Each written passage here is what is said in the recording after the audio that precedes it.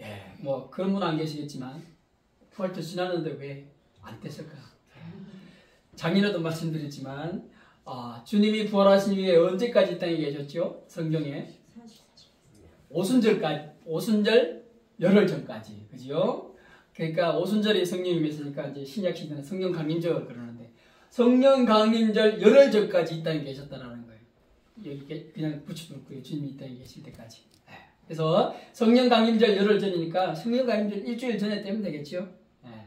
그때까지 붙여져 있습니다. 여러분 주님 부활하셨습니다. 그래서 이제 부활절도 지나고 부활절 첫째 주일인데 계속해서 우리가 이제 누가복음 볼 텐데 일주일간 은혜롭게도 다 잊어먹으셨죠. 너무 감사합니다. 은혜를 다시 들을 수 있는 기회를 주셔서 너무 감사합니다. 지금 우리가 보는 구절은요, 누가복음 11장에서부터 시작되었다라고 말씀을 드리고 있어요. 누가복음 11장 앞부분에서는 주님께서 가르친 기도, 그래서 우리가 소위 말해서 주기도문이 나오거든요. 이 주기도문은 신약 성경에 마태복음과 더불어 딱 두 군데 나오는데, 그래서 우리가 암송하는 구조라고 좀 달라요. 왜냐하면은 우리가 지금 봤던 이 누가복음과 마태복음이 합쳐져서 오늘 주기도문이 됐는데 우리가 암송하는 구조가 다른 이유가 바로 그렇다는 거죠. 그래서 누가복음에는 누가가 기록한 주님이 가르친 기도 기록되어 있고, 그 주님이 가르친 기도의 결론은 뭐냐면은 성령을 구하라 이거거든요. 성령을 구하라. 그래서 1절부터 13절까지 누가복음 11장 1절부터 13절까지 기도에 대해서 쭉 얘기하시면서 결론은 성령을 구하라. 그러면 성령을 주실 것이다. 그래서 영적 전쟁에 성령님을 통해서 이기라 라고 얘기하신다는 거죠. 이에 전개되는 게 성령님을 통해서 두 가지 일들을 하라고 주님께서 말씀을 하시는, 첫 번째는 영적 전쟁, 두 번째는 영적 분별력을 가지라. 전쟁과 분별력 너무 중요하잖아요. 이 둘은 뗄래야 뗄 수가 없는 거예요. 그럼 총을 들고 총을 쏴야 되는데 아군을 쏘면 안 되잖아요. 적군을 분별할 수 있는 눈이 있어야 된다는 거예요. 그래서 적군을 구분해서 쏴야 되는 거예요. 그래서 건물 각계전투 갔을 때 보면은 인질된 포로가 적혀있는 인형들이나 또는 이렇게 상을 만들어 놓고 전쟁 연습, 총 쏘는 연습을 하는 군인들 훈련하는 거 보지 않습니까? 그래서 인질범을 쏘게 되면 그 훈련병은 그냥 구사리 먹고 깜빵도 사람은 가고 막 그러죠. 그러나 인질을 잡고 있는 범인을 제대로 쏘면은 칭찬 박수를 받고 통과를 받는다. 그래서 분별을 잘해야 되는 거죠. 저게 인질범이냐 아니면 인질이냐. 인질범은 죽여야 되고 인질은 석방시켜야 돼요. 우리도 마찬가지예요. 영적 전쟁 마당에 가는데 누가 아군이고 누가 적군이냐 잘 구분해야 된다는 거죠. 그래서 주님께서는 그 능력이 너희들 눈에는 없으니까 어떻게 해요? 성령님을 구해라 말씀 이후에 나온다는 거예요. 그러면서 주님께서는 비유로 뭐라 그럽니까? 네 온몸의 등불은 뭐라고요? 눈이다 라고 얘기했어요. 온몸의 등불은 눈이다. 그래서 네 마음속에 있는 빛이 눈으로부터 나와가지고 네 몸을 밝게도 만들고 어둡게도 만드는데 네 몸이 어둡게 된다는 얘기는 뭡니까? 사단의 권세 아래 들어가는 것은 네 분별하는 눈이 어두워서 어둡게 되는 거고, 네 마음속에 있는 눈에 이 빛이 눈을 통해서 네 몸을 밝게 한다면은 하나님께서 인도하시는 거룩한 빛에 들어가는 거다. 그러면서 네 몸의 등불은 눈이다. 이 분별력을 얘기하는 거예요. 그래서 성령을 구하라, 영적 전쟁, 영적 분별력을 얘기하시고, 예수님은 누가복음을 통해서 항상 있죠. 이론을 가르치시고 그 다음에 실제를 얘기하시다. 이론 가르치셨다는 거예요. 영적 전쟁, 영적 분별. 그러면서 주님께서는 직접 무슨 시분을 보이시냐면은 그 시대의 분별, 대적자들을 얘기해 주고 계시죠. 누구죠? 바리새인들과 율법교사들. 그래서 바리새인들의 삼화, 세 가지 화가 있다라고 얘기하면서 잘못을 얘기하시고, 율법교사의 세 가지 화를 얘기하시고, 그래서 이제 분별을 얘기했으니까 이제 뭘 얘기할 차례입니까? 전쟁, 영적 전쟁에 대한 실제를 얘기해 줘야 됩니다. 영적 전쟁.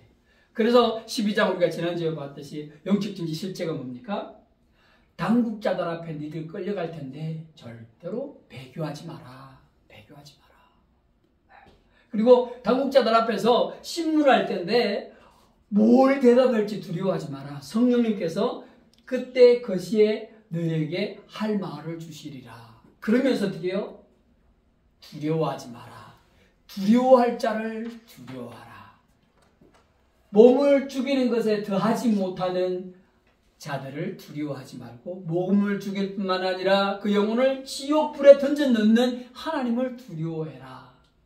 그러면서 뭐라 그럽니까? 12장 2절에 외식이 뭡니까? 이 대직자들은 외식하는 자다. 외식은 뭡니까? 겉으로는 선한 척 선대를 하면서 속으로는 기회를 엿보는 자들.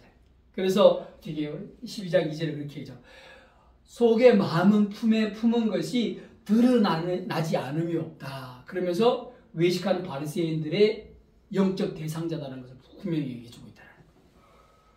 그렇죠? 그래서 외식하는 바리새인들을 두려워하지 마라. 그들은 그냥 몸을 죽일 뿐이다. 몸 죽이는 건 너희들은 아무 효력이 없지 않느냐. 왜요? 우리는 예수 그리스도의 부활 생명력 때문에 죽어도 산다라는 거예요. 죽어도 산다. 믿지 않는 사람은 생명이 하나밖에 없기 때문에 죽이면 끝이. 그러나 우리는 예수 그리스도의 부활 생명력으로 말미암아 죽어도 산다. 그래서 사도 바울은 그걸 알고 있어서 뭐라 그랬습니까? 고린도전서 15장 55절 이하에 사망아 네 쏘는 것이 무엇이냐? 고린도전서 15장은 부활장이거든요. 부활장이라는 별명이. 고린도전서 13장은 사랑장. 고린도전서 15장은 부활장이라는 별명이 붙어 있어요. 그 부활장의 별명에 부활장답게 뭐라 그럽니까? 사단의 제일 무기인 사망을 조롱하는. 사망아 네 쏘는 것이 어디 있느냐? 왜요? 부활한 백성들에게는, 부활을 약속한 백성들에게는 죽음이 효력을 못 미치기 때문에. 그래서 어떻게 해요? 오늘 누가복음 1장부터 13절까지 나오는 두려워할 자, 이 육신적인 핍박 가운데서 두려워할 자는 누구야? 이렇게 해요. 핍박이 밖으로 눈에 보이는 것만 옵니까? 속으로도 온다는 거예요. 유혹 뭡니까? 믿는 성도들의 가장 큰 유혹 뭐죠? 물질이에요. 물질의 유혹. 그래서 물질에 대해서 되게 한 부자의 비유를 들면서 얘기하죠. 부자가 들판에서 잘 익은 곡식 기뻐하면서 창고를 늘려야 되겠다 그리고 호의호식하고 잘 먹고 살겠다고 파란만장한 플랜을 세웠는데 어떻게 해요? 그날 밤에 주님께서 그 사람을 싹 데려가면 그 밭에 1년 동안 애써서 땀 흘려서 농사 지은 그 수고는 누구 것이 되겠느냐. 그렇게 얘기하면서 어떻게 해요? 하나님의 일에 열과 성을 다하라. 그렇게 얘기하시면서 물질에 대해서 탐심을 가지지 마라. 그렇게 얘기하십니다. 그러면서 주님께서 예를 들어서 뭐라 그럽니까? 까마귀를 생각해봐라. 까마귀는 무엇을 먹을까 걱정하지 않는다. 창고도 들이지 않고 길쌈수고도 하지 않는데 하나님께서 걔를 먹이신다. 먹이는 걱정. 그리고 백합화를 보아라. 입는 걱정이죠. 무엇을 입을까? 백합을 봐라. 쟤는 실도 만들지 않고 이렇게 재봉틀 돌리지도 않는데 어떻게 해요? 하나님께서 그를 입히시는데 그 입는 것이 최고의 부를 자랑하던 솔로몬이 입었던 옷보다 더 멋지다. 그렇게 얘기하면서 그럽니까? 무엇을 먹을까? 무엇을 입을까? 걱정하지 말라. 그 걱정하는 것은 다 세상 사람들이 하는 것이다. 그러면서 너희는 먼저 그의 나라를 구하라. 누가 보면 그의 나라만 썼고 마태복음에는 뭐라고 나옵니까? 그의 나라와 의를 구하라 이렇게 나옵니다. 좀 그렇게 차이 나는 거예요. 누가 보면 그의 나라를 구하라. 그러면 그 모든 것을 너희에게 더하시리라. 하나님의 나라를 구하면은 지푸르기 복도 준다라는 거예요. 지푸르기 복은 뭐죠? 무엇을 먹을까? 무엇을 입을까? 이거예요. 이 복도 주겠다. 그 이외의 모든 것을 더해줄 것이다. 믿음이 작은 자들아. 그렇게 얘기하면서 어떻게 해요? 그러면서 뭐라고 그럽니까? 시험이 마음 갈등하는 말씀을 더하지요.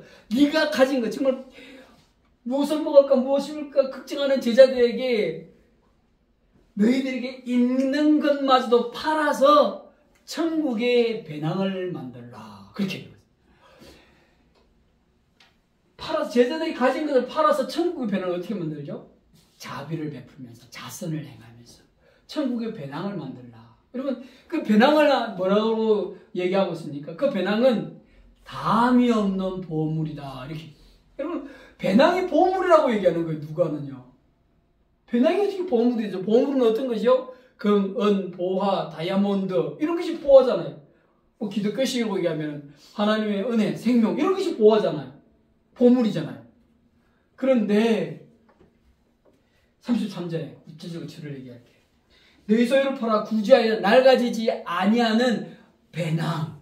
그러면서 그죠? 곧은 뭡니까? 똑같다는 거죠. 등위접속사. 문법적인 용어로 등위접속사인데, 그 배낭이 뭐냐 하면은 담이 없는 보물이다. 배낭이 보물이라는 거예요. 배낭이 보물이에요. 우리의 상상은 다른 거예요. 그런데 배낭이 보물이 되는 이유가 있어요. 왜죠? 그 배낭에 뭐가 들었다고요? 하나님의 각종 은혜. 하나님의 각종 은혜.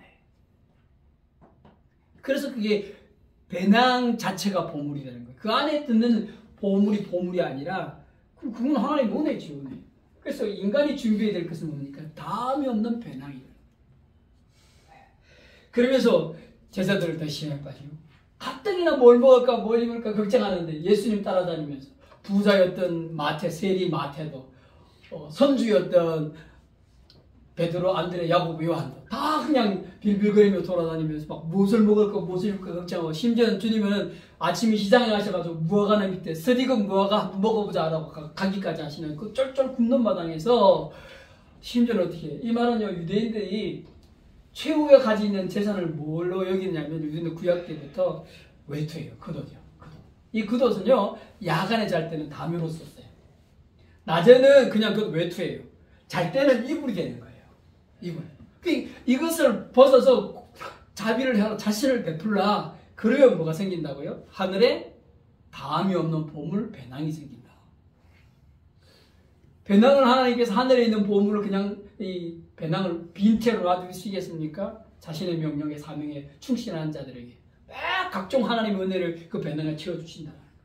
그런데 그 배낭이 어떻다고요? 그 천국이 있는 곳 천국이 동록도 뭐 좀도 먹지 않는, 절대로 요즘 뭐 주식해서 막 그냥 꼬라박고 부동산에서 꼬라박는 사람들 막 그러는데 절대로 가치가 떨어지거나 하지 않는 보물이 된다. 그렇게 얘기하면서 어떻게 해요? 제자들에게 물질의 욕을 극복하라. 물질의 탑승을. 그래서 영적 전쟁은 두 개. 육신적으로 닥치는 영적 전쟁과 심적으로 닥치는 영적 전쟁이 있다. 대표적으로 물질에 대한 욕심을 말씀했지만 그 외에도 많은 거 있잖아요. 음욕을 품는다거나 또 명예욕을 품는다거나 이런 것들. 이런 다 눈에 보이지 않는 영적 전쟁, 물욕, 탐심하고 동일선상에 있는 거예요. 그것들을 눈에 보이지 않는 영적 전쟁이라고 얘기하시면서 전쟁에서 이겨라. 그렇게 얘기했어요. 그러면 정말 이 땅에 살아가는 제자로 하나님 나라 백성이 된 사람들이 그냥 전쟁하고 분별하고 막 골치 아프고 맨날 영적 전쟁 갈등하며 살아가야 되느냐? 어느 때까지 살아가야 되느냐? 하나님 오늘 본문 말씀을 통해서 어느 때까지요? 우리 답은 다 알고 있어요. 어느 때까지요? 주님이 다시 오실 때까지. 그 주님이 어떤 주님이라고 본문에 했어요? 혼인잔치에 참여했다가 집에 돌아온다는 거예요. 주님이 다시 온다. 좀 다른 성경 구절하고 좀 다르지요. 주인이 혼인잔치에 참여했다가 돌아온다라고 얘기하시죠. 우리가 혼인잔치에 참여한다. 다른 요한계시록이나 마태복음에 이런 데 보면 우리가 혼인잔치에 참여한다 나오는데, 오늘 본문 말씀에는 종으로서 혼인잔치에 참여했던 주인이 돌아오는 걸 기다린다. 그런 설정으로 되어 있어요. 일단 아무튼 주님이 기뻐하면서 어떻게 해요? 기뻐하면서 혼인잔치에 참여했다가 돌아와가지고 어떻게 해요? 문을 두드리는 거죠. 자정쯤에 문을 열어라 여봐라. 그랬을 때 두 가지 일이 난다 그러지. 뭡니까? 기다리던 종이, 주인이 돌아오길 기다리던 종들은 얼른 문을 열고 나가서 아이고 오십시오 주인님 수고하셨지요. 아이고, 그리고 막 주인을 기쁘게 맞아들이는 종. 그죠? 그렇지 않는 종도 있죠. 어떤 종이요? 주인을 기다리다가 골아떨어서 자는 종. 그럼 어떻게 될까요? 주인을 맞이하지 못하는 거예요. 주인을 맞이하지 못하는 거예요. 그런데 주인이 자정쯤에 오겠다. 내가 잔치가 어느 집에서 있고 마치면 내가 자정쯤 올 건데 문 열어놓고 기다리고 있어. 이렇게 명령하게 갔는데 너무 흥겨운 판이 벌어져서 늦어졌어요. 귀가 시간이. 이걸 우리가 소위 뭐라고 그럽니까? 지연된 종말이라 그래요. 지연된 종말. 이 지연된 종말이 왜 일어납니까? 하나님이 더 구원을 베푸시기 원하는 사람이 더 있는 거예요. 그래서 막 참는 거예요. 여러분, 이 하나님의 참음은요, 벌써 2000년 전부터 시작된 거 아십니까? 2000년 전부터요. 그래서 성경에 보면요, 막 임박한 종말에 대해서 막 얘기하는 것과 지연된 종말에 대해서 얘기하는 것이 나와요. 똑같은 바울 사도가 쓴 성경 말씀인데도 한쪽 부분을 막 하나님 고도신다 이렇게 나오고, 한쪽에는 또 오래 참으셔서 모든 사람들이 구원에 이르기를 원한다라고 얘기하면서 로마 제국이 가혹과 핍박 가운데 막 사도들과 막 주님의 백성들이 죽어가는 모습을 보고 사도들에게 따지는, 바울 사도에게 따지는 그런 사람들을 향하여 뭐라고 그럽니까? 주님께서 모든 민족이 주님께 돌아올 때를 기다린다. 그것은 뭡니까? 바울 사도서 시내는 임박한 종말과 지연된 종말에 대해서 똑같이 기록하고 있다. 이건 뭡니까? 그래서 오늘 본 말씀도 그렇게 써요. 38절에 딱 자정이 오는 것이 아니라 38절 혹 주인이 혹 이경이나 혹 삼경에 이르렀어도 종들이 그같이 하고 있는 것을 보면, 그같이 하고 있는 건 뭡니까? 깨어가지고 문 앞에서 문간에서 기다리는 그 주인 오기를. 딱 주님이 약속한 대로 와서 종이 깨어있는 거 보시면 그가 복이 있을 것이다.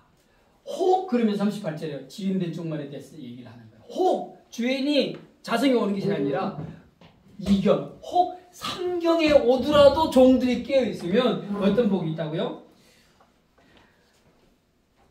복이 있는데 어떤 복이 있다고 그럽니까? 주인이요 허리를 동이고 그 밤중에 종들을 대접할 것이다. 종들을 대접. 여러분 허리에 띠를 띠고, 이 띠를 띠는 수건이거든요. 그 탁자에 물이 흘리거나 이거 뭐 닦거나 포도주 닦는 용으로 허리에 수건을 두르고 음식 시중 드는 거거든요. 지금 주인이 와가지고 깨어있는 종들에게 음식을 대접하면 시중 들겠다라고 얘기하는 거예요. 이경, 삼경에 깨어있는 종들에게 동일한 그런 은혜를 베풀겠다.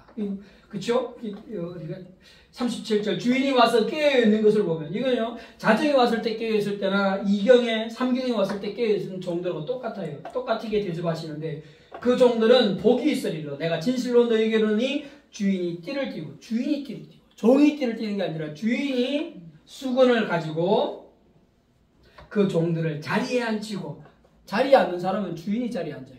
근데 종들을 자리에 앉히고 나와 수종들이라. 종들이 수종들이지 주인이 수종되는 일은 없거든요. 그런데 주님께서 수종들이다 라고 얘기하고 있다. 그러면서 마지막 39, 40절에 뭐라 그럽니까? 너희도 아는 바니 집주인이 만일 도둑이 어느 때 이를 줄 알았더라면 그 집을 뚫지 못하게 하였으리라. 그러므로 너희도 준비하고 있으라. 생각지 않은 때에 인자가 오리라 하시니라. 도둑의 예를 빌려서 뭘 얘기합니까? 주님이 임의대로 오신다. 그렇죠? 주님이 정상 자정에도 오실 수도 있고, 이경에도 오실 수도 있고, 삼경에도 오실 수도 있고, 삼경뿐입니까? 벌건 대낮에 오실 수도 있고, 주님이 고난이라는 것이 주인의 고난이라는 것. 그럼에도 불구하고 종들은 뭘 해야 된다고요? 항상 깨어있으라. 그래야만이 그 수고에 대한 합당한 대접을 받을 것이다. 그거예요. 합당한 복을 받을 것이다. 종들이 막 육신적으로 핍박받고 막 검투사의 칼날에 사자의 이빨에 막 찢겨 죽고 불에 타 죽고 막 영적 전쟁을 하고, 그리고 마음속으로는 생명을 구원받기 위해서 고자질하고 싶고 또 물질을 이들 선생, 이들 사도라고 불리는 자를 고자질만 하면 내가 한재선 떼어주겠다라고 하는 로마 병정들은 로마 관리들에게 고자질하고 싶은 마음이 막 올라오더라도 영적 전쟁 가운데 내가 안 하겠다라고 주님 편에 서서 참는 자들에게 어떻게 해요? 그 영적 전쟁을 끝까지 감당하면서 이기면서 나아간 자들, 그 사람들이 어떻게 받을 복이 뭡니까? 주님께서 수종된다. 그 사람들을 주님께서 수종된다. 깨어있는 거거든요. 깨어있는 거예요. 여러분, 영적 전쟁에서 지는 사람들은요, 잠자는 사람들이거든요. 그렇죠? 여기 있잖아요. 39절 너희도 아는 바니 집주인이 만일 도둑이 어느 때 이럴 줄 알았다라면 이렇게 돼요. 도둑이 이런다는 거예요. 우리의 영혼을 훔쳐갈 수 있는 도둑들이 야밤중에 한밤중에 주님께서 도둑같이 임한다 그런 얘기도 되지만 우리가 잠들어 있는 틈 우리가 게을르고 나태한 틈을 노려서 우리의 영혼 약탈자는 우리의 영혼을 약탈해 간다는 거거든요. 그래서 항상 뭐죠? 35절부터 40절까지는 깨어있으라는 거죠. 깨어있으라. 깨어있으라. 앞에 물질의 유혹, 탐심, 여러 가지 영적 눈에 보이지 않는 영적 전쟁 가운데 깨어있으라. 그리고 너희들이 육체적인 핍박을 당할 때도 배교하지 말고 깨어있으라는 거거든요. 깨어있으라. 주님께서 성령께서 함께 하시니까 깨어있으라. 그런 얘기거든요. 깨어있으라. 그리고 두 번째 종들이 해야 될 책임이 뭡니까? 종말 때 깨어있으라. 두 번째 책임은 41절부터 48절까지 베드로가 여쭤오되 주께서 이 비유를 우리에게 하심이니까 모든 사람이 하시니까 베드로가 들어보니까 우리에게 그도 같고 이 모인 무리 믿지 않는 무리에게도 같고 그래서 묻지요. 그러니까 주님께서는 거기에 대답을 직접 안 하시고 비유로 얘기하시죠. 주인이 이럴 때 그 종이 그렇게 하는 것을 보면 그 종이 42절 주께서 지혜 있고 진실한 청지기가 되어 주인에게 그 집 종들을 맡아 때를 따라 양식을 나누어줄 자가 누구냐. 주인이 이럴 때 그 종이 그렇게 하는 것을 보면 그 종은 복이 있으리로다. 그래서 여기 보면은 그 종 중에서도 차별이 이게 다 계단이 있는 게 보이죠. 청지기라는 종이 있고 그 청지기가 부리는 종들이 또 있어요. 그래서 옛날에 우리나라 모습에도 이렇게 솔거노비라는 게 있거든요. 솔거노비는 뭐냐면은 집안에서 주인하고 같이 지내는 노비들. 그야말로 수발을 다 드는. 그리고 또 어떤 노비들이 있냐면은 밖에서 출퇴근하는 노비들이 있어요. 출퇴근하는 종들. 고용된 종이라고 할 수 있죠. 똑같은 하층민이고 상민인데 솔거노비는요 좀 더 주인에게 가까이 살면서 주인에게 좀 인간 이하의 대접을 받는 더 가까이 있으니까 인간 이하의 대접을 받았다. 여기 성경에도 그렇게 나오는 거예요. 청지기가 있잖아요. 그 42절 그렇죠? 진실한 청지기가 되어 주인에게 그 집 종들을 맡아. 청지기가 종들을 맡아 때를 따라 양식을 준다라고 얘기하고 있죠. 그래서 양식을 나눠줄 자가 누구냐? 이 말은 뭡니까? 그 양식을 나눠줄 자가 바로 너희들이다. 12제자들. 소위 말해서 먼저 낸 자들이다. 그러면서 어떻게 해요? 43절 이하부터는 그 두 종의 구분이 없어요. 주님 입장에서는 다 둘 다 청지기든 뭐 외근노비든 다 노비는 노비, 종은 종이. 그래서 종으로 통칭하죠. 주인이 이럴 때 그 종이 그렇게 하는 것을 보면 그 종은 복이 있으리로다. 그 종은 청지기가 자 때를 따라 품삯도 주고 먹을 양식도 주고 하는 것을 주인이 와서 보았을 때 그 종은 복이 있다. 종이라는 얘기를 쓰지 청지기라는 얘기를 안 쓰잖아요. 그래서 청지기도 종이다. 종도 청지기도 종으로 받고 그냥 종도 종으로 받았더라. 이 문법적으로 그렇게 나오는 거죠. 그래서 딱 똑같이 주인 입장에서 다 종이다. 그러면서 44절 내가 참으로 너에게 이르노니 주인이 그 모든 소유를 그에게 맡기리라. 똑같은 종인데 소유를 맡는 종은 따로 있잖아요. 청지기가 그 종인데 종이 주인의 모든 것을 맡는 종이 되는 거죠. 마치 누구를 생각합니까? 구약에 팔려갔던 국무총리가 됐던 요셉이죠. 종인데 주인의 모든 소유를 맡아 관리하던 종이. 종은 종인데 종이 차별이 있는 거죠. 그래서 얘기하면서 마찬가지로 주인의 모든 것을 맡을 것이다. 45절 만일 그 종이 마음에 생각하기를 주인이 드디어 오리라 하면 이제 44절까지 끝나고 또 한 종을 얘기하고 있죠. 한 종은 어떤 종입니까? 게으른 청지기죠. 게으른 청지기. 만일 그 종의 마음에 생각하기를 주인이 드디어 오리라 하여 남자 종들을 때리고 먹고 마시고 취하게 되면 생각하지 않는 날 알지 못하는 시각에 그 종의 주인이 이르러 엄히 때리고 신실하지 아니한 자에 받는 벌에 처하리니 주인의 뜻을 알고도 준비하지 아니하고 그 뜻대로 행하지 않은 종은 많이 맞을 것이요. 두들겨 팬다는 거죠. 많이 맞을 것이요. 그래서 이 종이 그죠 두 가지가 있어요. 하는 종은 주님이 얘기한 것을 그 신실하게 지키는 지혜로운 청지기. 또 한 청지기는 어떤 청지기요? 미련하고 아둔한 청지기. 자기 세계관에 빠지는 거예요. 뭐라고 그럽니까? 에이 주인 지금 안 오시겠지? 지금 안 오시겠지? 계속 자기가 스스로 어떻게 주인의 자리에서 주인이 오실 시간을 스스로 정하는 거예요. 자꾸 지가 연기하는. 근데 주님은 정한 때에 딱 오신다는 거죠. 언제 오실지 주님이 정한 때, 주님이 스스로 정한 때. 그러다 보니까 어떻게 해요? 게으른 지혜 없는 정직에 두들겨 판다. 마태복음 25장에 보면은 열처녀 비유가 나오지 않습니까? 그런데 열처녀가 똑같이 깨어 있어요. 똑같이 깨어 있어요.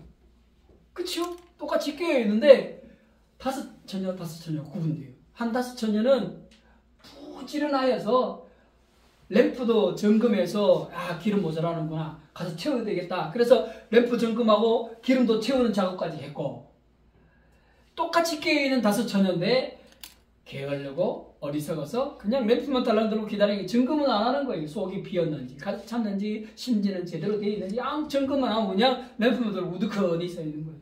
그래서 불을 땡기니까 어떻게 됩니까? 슬기로운 다섯 처녀의 램프는 막 환하게 밝혀지는데 게으르고 나태한 이 다섯 처녀의 램프에서는 불이 그냥 붙다가 피 꺼져. 그래서 어떻게 해요?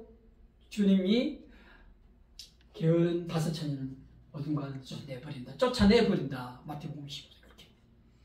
오늘 본 말씀에 두 청지기가 그렇게 나뉘는 거예요.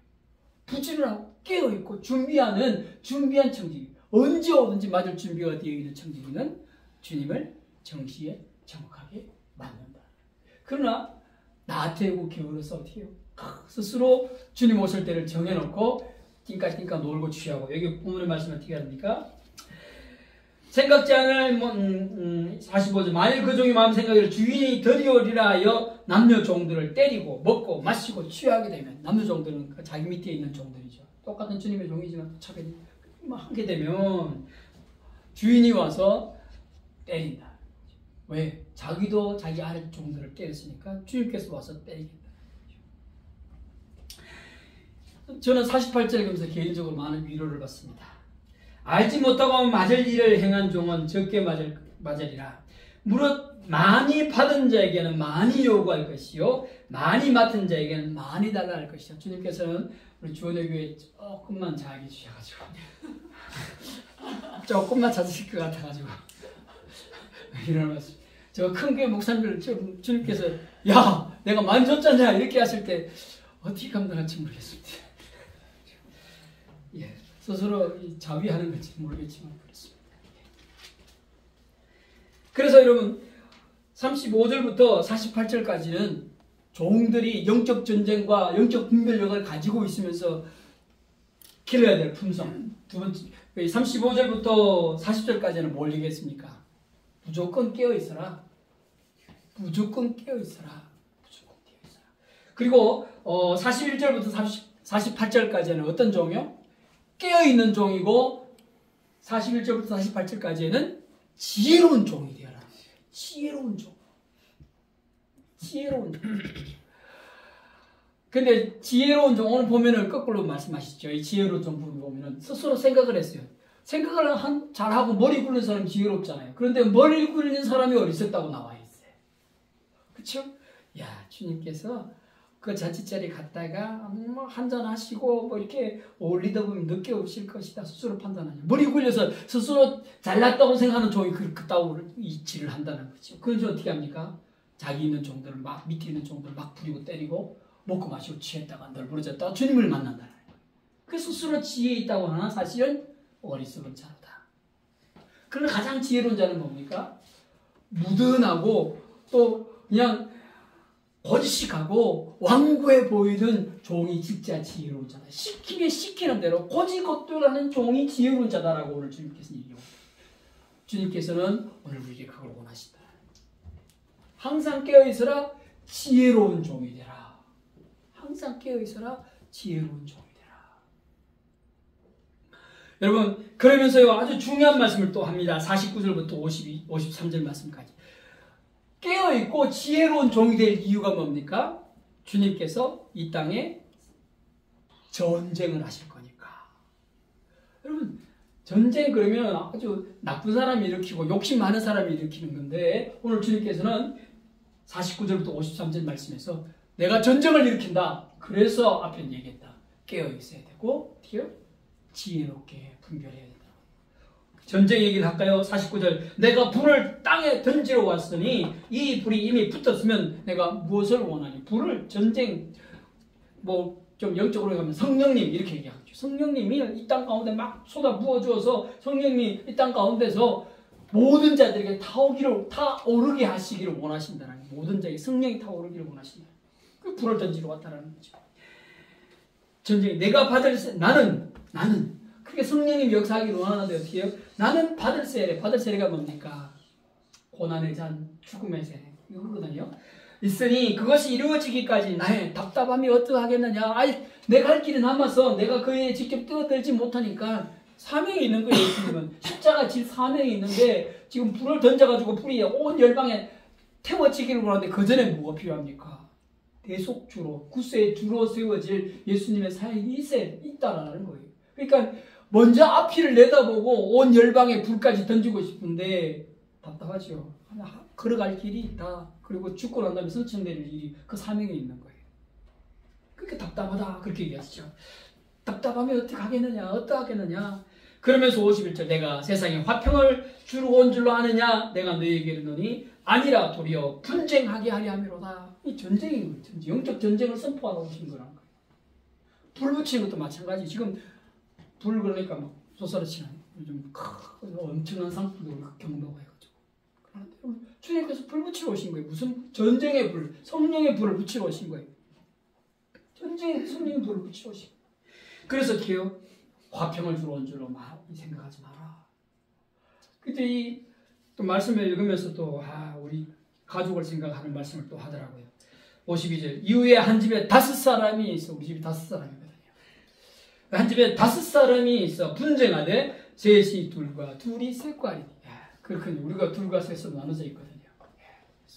아들 둘, 남자 둘, 딸, 여자 셋 이렇게 우리 말씀을 하시나 말씀 보면서 그렇게 생각했어요. 그래서 셋과 둘이 셋이 서로 다툰다. 이런 경험 여러분 요즘 이 정치판에서 많이 해보지 않습니까? 부모와 자녀들의 의견이 달라서 막 이건 정치판 때문에 그렇게 일이 일어나지만 이건 뭡니까? 영적 전쟁 때문에 일어나는 거예요. 영적 전쟁. 이게 둘이 어떤 부분이고 셋이 어떤 부분인지 모르겠는데 둘을 믿는 부분으로 믿는 자들이 믿지 않는 자들에게 영적 전쟁을 거는 거죠. 영적 전쟁이 뭡니까? 칼 들고 망치 들고 덤비는 게 아니고 어떻게 해요? 아버지 예수 믿어요 이렇게 덤비면 어떻게 됩니까? 사탄에 사로잡혀있던 사탄의 죽음으로 예비되어 있던 아버지가 어떻게 합니까? 이놈만 너는 믿으라 이렇게 하면서 전쟁이 시작되는 거예요. 셋이 먼저 믿을 때도 마찬가지. 그래서 셋과 둘이 그리고 둘이 셋이 분명히 앞에 먼저 하는 거는 예수 제의라고 저는 그렇게 보고 싶었어요. 그래서 반복해서 얘기해요. 둘이 셋이 전쟁한다 이렇게 하면 될 텐데 둘이 셋이 둘이 이렇게 하면서 거듭 얘기하신다는 얘기는 믿는 자가 더 많을 때도 있고 믿는 자가 더 적을 때도 있다 이렇게 나오는데 여러분 세상 이 땅에 그리스도가 오신 이래로 그리스도인들이 더 많던 역사가 없어요. 온 인류 가운데 항상 약자에 있고 항상 약한 편에 있어요. 그런데 여러분 한국교회 성도들은요 특징이 뭡니까? 마치 정복자처럼 해요.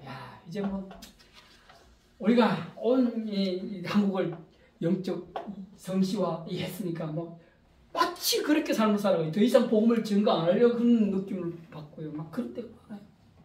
그래서는 안 되거든요. 항상 약자예요. 그렇죠? 약자예요.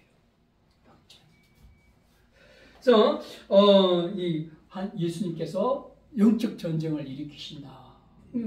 앞에도 얘기했어요. 영적 전쟁 얘기하면서 어떻게 해요? 하나님의 나라가 사탄의 나라와 전쟁을 해서 사탄의 나라를 물리치고 사탄의 무장이 뭡니까? 사망 권세를 빼앗으시고 그리고 전리품을 나눌 것이다 라고 11장님이 영적 전쟁 얘기하시면서 말씀을 해주셨어요. 그거거든요. 예수님 영적 전쟁하러 오셨다. 불을 던지러 왔다. 그리고 내가 화평을 주러 왔지 않냐? 금을 주러 왔다. 그렇게 얘기하시죠. 이 전쟁 마당에서 제자들은 뭐 해야 된다고요? 영적 전쟁과 영적 분별력을 가지고 깨어있어요. 여러분 자면은 분별을 할 수가 없지요. 자는 군인이 어떻게 전쟁을 하겠어요? 자는 군인이 전쟁을 할 수가 없고 또 눈을 뜨고 분별을 할 수가 없어요. 깨어있어요. 깨어있어야만이 분별과 할 수 있어요. 또 지혜로운 청지기도 마찬가지죠. 주님 보시기에 지혜로운 청지기, 주님의 명령에 올곧게 순종하고 자기 짱국을 흘리지 않는 종들. 그 지혜로운 청지기는 어떻게 시킨 대로 무던하게 하는 거예요. 무던하게. 그런 청지기들이 어떻게 해요? 영적 전쟁 마당에 임한다. 정말 마지막 전쟁이 임한다. 그러면서 이제 54절부터 59절까지는요, 대적자에 대해서 얘기하는 거예요. 지금까지도 종들 영적 전쟁하고 막 얘기하고 깨어있고 했는데, 그럼 대적자들은 어떻게 될 것이냐? 또 무리에 있으되 너희가 구름이 서쪽에서 이는 것을 보면 곧 말하기를 소나기가 오리라 하니 과연 그리하고 남풍이 부는 것을 보면 말하기를 심히 더우리라 하니 과연 그러하니라. 그렇죠? 기상을 분간하죠. 그러면서 이 대적자 구체적으로 얘기하죠. 외식하는 자여 너희가 천지의 기상은 분간할 줄 알면서 어찌 이 시대는 분간하지 못하느냐. 이 시대는 어떤 시대입니까? 영적 전쟁이 시작된 시대예요. 주님이 오시면서 하나님의 나라가 시작된 거예요. 하나님의 나라가 시작됐다는 얘기는 사단의 나라와 전쟁이 시작됐다는 얘기예요. 분간하라는 거죠. 바리새인들과 율법 교사들에게 내가 누구인지 지금 이 때가 어느 때인지 분간하라, 분간하라. 그러면서 뭐라 그러니까? 어찌하여 옳은 것으로 스스로 판단하지 못하느냐, 아니하느냐. 옳은 것을 스스로 판단하지 않는다라고. 못하는 게 아니라 않는다라고 얘기하는 거예요. 여러분, 않는다고 하면 못한다는 차이가 엄청난 거 아시지요? 앞에 우리가 종들, 뭐라 그럽니까? 알지 못하고 못했던 자는 적게 맞을 것이고, 알면서도 안 했던 자는 많이 맞을 것이다라고 얘기했잖아요. 거기서 차이가 나는 거거든요. 여기서 뭐라 그러니까? 스스로 판단하지 않는 것과 못하는 것은 분명히 차이가 있다는 거예요. 않는 것은 자의적으로 않는 거예요. 못하는 것은 진짜 몰라서 못하는 거예요. 그래서 적게 맞을 것이다. 주님께. 종이라면. 그러나 오늘 주님께서는 단어를 사용하시기를 판단하지 않는다라고 얘기하고 있어요. 판단하지 못한다가 아니고 않는다라고 얘기하고 있죠.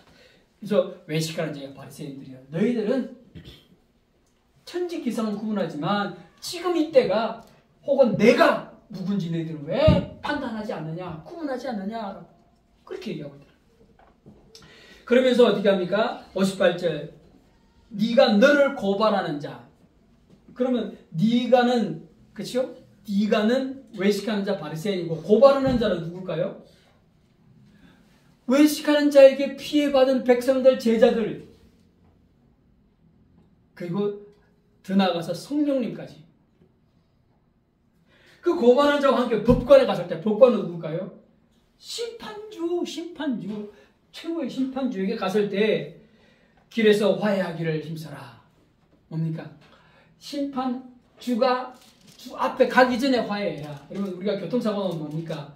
교통경찰 부르기 전에 합의보자. 그래서 얼마 합의 합버리라. 법으로 가지 마라. 이런 얘기거든요. 그래서 이 말은 무슨 얘기입니까? 외식하는 자 바리새인들에게 종말 오기 전에 회개하라. 종말 오기 전에 회개하라. 회개하지 않고 그가 너를 재판장에 끌고 가서 재판장이 너를 옥졸에게 넘겨주어 옥졸이 옥에 가둘까요? 없나? 그리고 옥졸 마지막 때 옥졸이 뭡니까? 지옥이지요. 이 옥은요 지옥이에요. 지옥. 가둬버린다는 거. 59절 내게 이르노니 한 푼이라도 남김없이 갚지 아니하고서는 이 성경 앞뒤 구절을 안 보고 보면 이게 뭘 갚지? 얘들이 뭘 갚지? 바리새인들이 뭘 비슷비슷 갚으라 그러지? 그거예요, 여러분. 대적자였지. 대적자. 지금까지 영적 전쟁 얘기했잖아요. 영적 전쟁 분별했지요. 율법 교사들 분별하고 바리새인들 분별하고 또 외식하는 자요 이러면서 바리새인들 얘기하고 있잖아요. 외식하는 자 대명사가 바리새인. 그래서 이거 뭡니까? 갚는다는 얘기는 뭡니까? 니들이 행한 그 행위를 그대로 갚지 아니하면 거기서 결코 나오지 못하리라. 그럼 여러분 이 외식하는 자들이 바리새인들이 주님과 주님의 제자들을 핍박한 걸 갚고 나올 수가 있을까요? 어떤 짓을 해야 주님 주신 죄를 모면하고 나올 수 있을까요?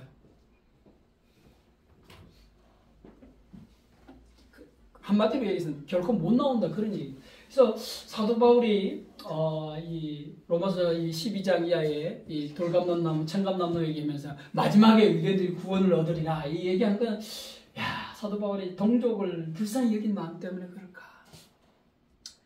아무튼 저는 사도 바울보다 위대하지 않기 때문에 아마 유대인들도 구원 얻을 것이라 저는 그렇게 믿습니다. 아무튼 한 푼이라도 남김없이 갚지 않으면 그 옥에서 나오지 못할 것이다. 이게 뭡니까? 징계에서 나오지 못할 것이다. 그래서 놀라운 건요, 13장 이후 다음 장에 우리가 볼 때는요, 하나님께서 바리새인들을 향해 회개를 막 선포하시고 회개하라. 그러니까 예수님도 유대인들이 회개하기를 원하셨다는 거지요. 근데 왜요? 당신을 죽일 자인 걸 알면서도 회개를 선포한 이유는 유대인들이 용서받을 건덕지가 있다, 받을 방법이 있다라는 그것을 전제로 두고 말씀을 회개하라 하지 않으셨나 본다라는 거예요. 그렇다면 사도 바울의 말도 얘기가 되죠.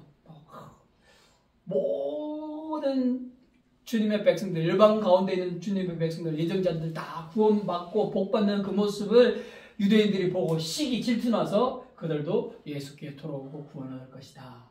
시기 질투나게 해서 바리새인들과 유대인들이 돌아오게 할 것이다 라는 그 얘기를 하셨는데, 그래서 구원을 베푸시지 않을까라는 생각을 합니다. 아무튼 여러분 오늘 말씀을 정리하면 어떤 얘기가 나옵니까? 영적 전쟁과 또 이 투쟁 가운데서 주님께서는 제자들에게 깨어있으라 하는 거예요. 깨어있으라. 근데 항상 깨어있으라. 그래서 어디에 집중하거나 어디에 몰입되거나 그런 게 아니라 항상 우선순위가 어디더라고요? 하나님 나라. 우선순위 깨어있어야 된다는 거죠. 뿐만 아니라 주의 일을 행할 때 그냥 순종하라. 내 스스로 판단하는 것이 아니라 그냥 순종하라.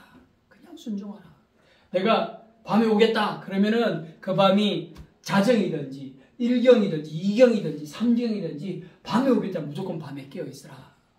그러니까 주인들은 이렇게 절기다 오시면 한 3경쯤 오시겠지. 그리고 3경까지 자겠다고 알람 맞춰놓고 자면 어떻게 됩니까? 주님 못 만나는 거예요. 그리고 어떻게 해요? 심하게 두들기게 되는 거예요. 똑똑하다고 알람도 만들고 막 머리 굴렸다가 어리석은 종이를 취급되면서 많이 맞는다. 그러지 말고 어떻게 해요? 깨어있어라 그러면 부릅뜨고 커피 몇 잔을 마시도록 밤새도록 깨어있어야 돼요. 1경에도 깨어있고 2경에도 깨어있고 3경에도 깨어있어야 한다는 거예요. 그것이 진짜 지혜로운 지혜의 개념을 달리해야 한다. 주님의 명령에 순종하는 자가 지혜야. 왜? 세상을 만드신 이가 주님이니까. 그게 가장 지름길이에요. 여러분, 지름길이에요. 그래서 주님의 명령에 순종하는, 깨어있는 종, 순종하는 종 될 뿐만 아니라 우리의 대적자는 주님께서 친히 복수하신다. 그럼 우리가 스스로 사적 제재를 가한다죠. 절대로 그렇게 생각해서는 안 되는 거예요. 사회적인 법으로도 어떻게 사적 제재는 절대로 은금하잖아요. 엄하게 금하잖아요. 믿음의 길도 마찬가지예요. 뭐지요? 주님께 맡기는 거예요. 주님께서 복수하실 겁니다. 대놓고 우리를 핍박하는 자예요. 주님께서 복수할 거야! 이렇게 얘기하지 마시고 참는 거죠. 주님께서 복수하실 것입니다. 우리 성경에도 나오잖아요. 사도 바울이 로마서에서 뭐라 그럽니까? 뜨뜻한 숯불을 그 머리 위에 샀는다. 쏟아지면 어떻게 합니까? 머리에 불 붙고 죽죠. 좀 부끄러운 거죠. 숯불을 샀는 얘기는 열나잖아요. 얼굴이 벌겋게 되는 거죠. 그래서 직접 하나님께서, 주님께서 벌 주시고, 우리는 어떻게 해요? 참고 인내하면서 주님의 일들에 순종하는 일밖에 우리에게 다한 경주가 없다. 그래서 주님께서 오늘 마지막에 54, 59절에서는 니들을 괴롭히는 자다 복수해 줄 것이다. 이거예요, 여러분. 내가 원수 갚겠다. 너희들은 그냥 내 명령에 순종해라. 이거는 거든요. 그래서 베드로가 구차히, 그건 우리말 아니지요? 우리에게 해당되는 말입니까? 주님께 물었을 때 주님께 할 말은 그거예요. 너희들은 그냥 내 말만 잘 들어라. 복수는 나에게 맡겨라. 그래서 오늘 이 시대를 우리가 그리스도인으로, 주님 믿는 백성으로, 또 사명자로, 사역자로 살아간다는 것 다 살아보셔서 알겠지만 힘들고 어렵습니다. 그렇지만 어떻게 해요? 그러나 우직하게 순종하셔서 지혜 있는 종이라는 칭찬을 들으시고 또 항상 깨어오셔서 준비한 종들 되실 수 있기를 바랍니다. 그래서 주님께서 우리의 대적자에 행하는 복수. 그러면 저는 정말 때 와가지고 야 이진이가 옳았어 때 딱 엉터리야 라고 얘기하는 그 속 시원할 때를 저는 항상 생각을 합니다. 항상 야 이진이 옳았어 내 손을 번쩍 들면서 네가 이겼어 라고 할 그때를 지금 항상 생각합니다. 그때를 생각하시면서 오늘 우리에게 맡긴 삶을 잘 감당하시는 주님의 신실한 백성들, 제자들, 사명자들 다 되시기를 주님의 이름으로 축복합니다. 기도하겠습니다. 사랑 많으신 아버지 하나님 참 감사합니다. 주님께서 우리를 사랑하셔서 주님의 귀하신 백성으로, 주님의 귀한 나라 백성으로, 혹은 주님의 귀한 사명자 사역자로 세워주셔서 주님의 귀한 일들을 맡기시니 감사합니다. 이 일을 행할 때 영적 전쟁 마당에서 아버지여 혹 우리의 명예가 실추되고 혹 감옥에 갇히며 심하게 매를 맞으며 우리의 목숨을 원하는 상황까지 오며 또 영적 갈등 가운데 탐심과 명예욕과 음욕과 아버지와 여러 가지 욕심 가운데 우리가 극복하며 골골하는 모습 가운데 연약한 모습 같아 보이지만 무직하게 진리를 행하는 지혜로운 종으로 거듭날 수 있도록 주님 도와주시옵소서. 이 세대는 주님 오신 이후에 항상 영적 전쟁 가운데 있음을 우리가 알 수 있도록 도와주셔서 특별히 우리를 괴롭히고 억압하는 자들이 주님께서 복수하시는 그 속 시원해질 때를 우리가 대망하며 바라보며 주님의 명령에 순종하는 주님의 귀한 종들 될 수 있도록 주님 도우시고 인도하여 주시옵소서. 우리를 끝까지 붙잡으시되 마지막 종말 때까지 붙잡으시고 인도하실 주님을 찬양하옵고 예수님의 이름으로 기도하옵나이다. 네.